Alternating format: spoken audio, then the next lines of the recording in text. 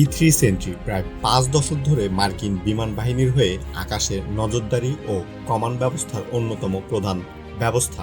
এই সামরিক বিমান গেল শুক্রবার সৌদি আরবে অবস্থিত মার্কিন বিমান ঘাঁটিতে থাকা এই বিমানটি লক্ষ্যবস্তুতে পরিণত হয় একটি ই-3 সেন্ট্রি। এরপর থেকেই আলোচনায় বিমানটি।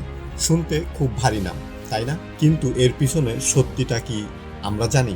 আসুন একটু গভীরে গিয়ে দেখি এই বিমানে সেই সব হুক পয়েন্ট যা আপনাকে ভাবতে বাধ্য করাবে।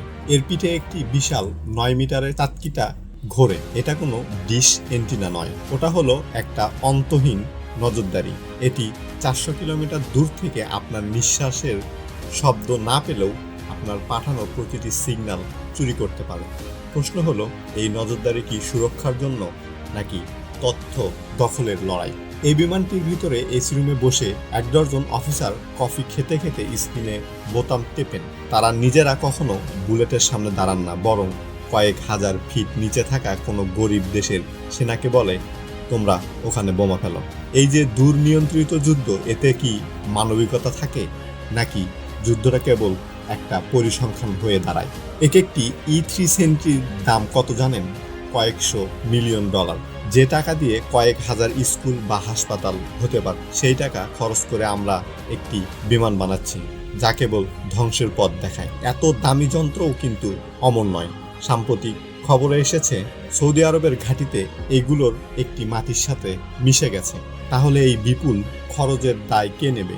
সাধারণ করদাতার টাকা কি এইভাবে আকাশে উড়বে?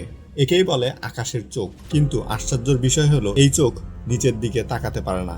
এটি আকাশ দেখে, শত্রুর বিমান দেখে, কিন্তু নিচে পড়ে থাকা সাধারণ মানুষের হাহাকার দেখার প্রযুক্তি এতে নেই।